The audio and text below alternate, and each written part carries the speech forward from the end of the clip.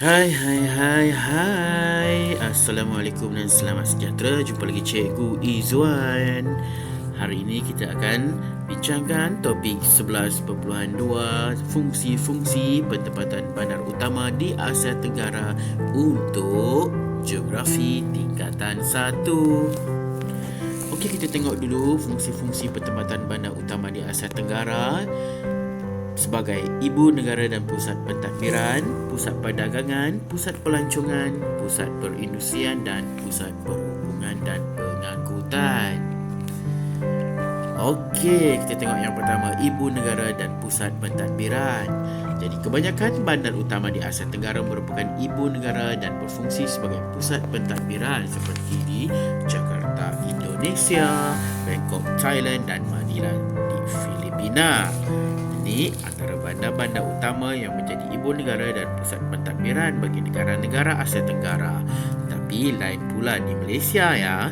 Kuala Lumpur sebagai ibu negara tetapi pusat pentadbiran terletak di Putrajaya. Betul. Pusat perdagangan sebagai ibu negara, sebagai juga bandar yang besar, pastinya terdapat pusat perniagaan, gedung membeli belah dan aktiviti import dan ekspor di bandar utama seperti di Bandung dan Surabaya, Indonesia, Johor Bahru dan Orchard Road di Singapura. Kalau anda lihat sendiri, di Kuala Lumpur juga kita ada bangunan KLCC.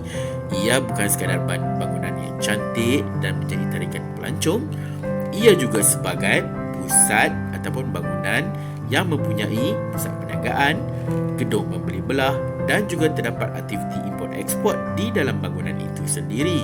Menarik kan? Bandar juga sebagai pusat pelancongan. Jadi bandar-bandar utama menjadi tarikan pelancong. Pelancong dari luar seperti dari negara-negara Asia dan Eropah datang setiap tahun untuk melawat dan menikmati panorama bandar setiap negara di Asia Tenggara. Sebagai contoh Kuala Lumpur, Jakarta dan Bangkok. Sebagai pusat perindustrian. Perindustrian merupakan sektor sekunder yang penting dalam pembangunan ekonomi negara di Asia Tenggara. Bandar-bandar utama merupakan pusat perindustrian bagi setiap negara di Asia Tenggara. Sebagai contoh, Bandaraya Manila di Filipina yang terkenal dengan industri pemasangan kenderaan bermotor dan besi kelui. Bandaraya Bangkok yang terkenal dengan industri elektronik serta industri makanan. Cantik tak bandar Bangkok? Yes. Bandar juga sebagai pusat perhubungan dan pengangkutan. Pusat perhubungan dan pengangkutan terletak di bandar utama di Asia Tenggara. Sebagai contoh, pusat pengangkutan yang terdapat di bandar utama ialah lapangan terbang antarabangsa Soekarno-Hatta di Jakarta, Indonesia dan lapangan terbang antarabangsa Kuala Lumpur di Malaysia. Bandar-bandar utama di Asia Tenggara juga pastinya mempunyai rangkaian liputan internet dan telekomunikasi yang lengkap. Kita pergi kepada 5 bandar utama di Asia Tenggara. Ada banyak berpuluh-puluh bandar utama di Asia Tenggara. Jadi kita pilih 5 yang terbesar dan 5 ini yang paling berkembang maju. Manakah lokasi 5 ini? Kita lihat Bangkok itu letak di Thailand, Kuala Lumpur di Malaysia, Singapura, Jakarta di Pulau Jawa, Indonesia dan Manila di Filipina. Di Bandaraya Jakarta mempunyai penduduk lebih daripada 10 juta orang. Terletak di muara Sungai Tijli Wung di Pulau Jawa yang merupakan pusat kegiatan ekonomi, pendidikan dan pusat perdagangan antarabangsa. Ia merupakan bandar metropolitan terbesar di Indonesia berbanding bandar-bandar lain seperti Surabaya, Yogyakarta, Bandung dan lain lagi. Bandar Bangkok di Thailand mempunyai jumlah penduduk kira-kira 9.44 juta orang berdasarkan data 2016. Ia terletak di sebelah timur tebing Menam Chao Phraya yang menjadi ibu negara Thailand. Ia merupakan pusat kegiatan ekonomi dan juga sebagai pusat bandar pelabuhan. Pastinya ia terkenal dengan julukan Venice Timur.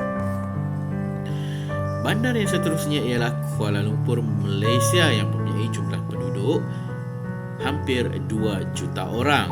Ia terletak di pertemuan Sungai Klang dengan Sungai Gombak. Merupakan ibu negara Malaysia yang menjadi pusat perindustrian, perdagangan dan pusat pendidikan.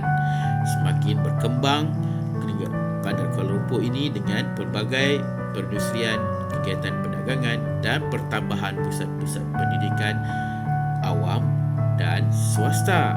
Ia merupakan bandar metropolitan yang terbesar di Malaysia. Itu fakta yang cikgu nak kongsikan. Bandar Kuala Lumpur ini dipilih sebagai ibu negara kerana dulu terdapat banyaknya aktiviti pelombongan biji timah. Okey, kita pergi kepada negara Singapura yang mempunyai jumlah penduduk 5.7 juta orang, terletak di selatan semenanjung Malaysia yang dipisahkan oleh Selat Tebrau. Ia merupakan pusat kewangan dan perdagangan antarabangsa yang menjadi pelabuhan antara yang terpenting di dunia, iaitu Pelabuhan Singapura. Merupakan sebuah bandaraya metropolitan yang mempunyai penduduk yang sangat padat dan kegiatan ekonominya sangat berkembang pantas. Kita pergi ke Manila, Filipina dengan jumlah penduduk 13.1 juta orang yang merupakan ibu negara Filipina. Terletak di Pulau Luzon. Pusat kegiatan ekonomi utama Filipina ini sangat penting bagi negara Filipina kerana ia terdapat kawasan-kawasan penting bagi sektor perindustrian, perniagaan dan pelancongan. Ia merupakan bandaraya kosmopolitan yang terbesar di Filipina. Okey, semua itu sahaja perkongsian Cikgu Izzuan hari ini. Kalau tak faham boleh roja-roja Cikgu Izzuan. Jangan lupa siapkan nota dan latihan dan jumpa lagi.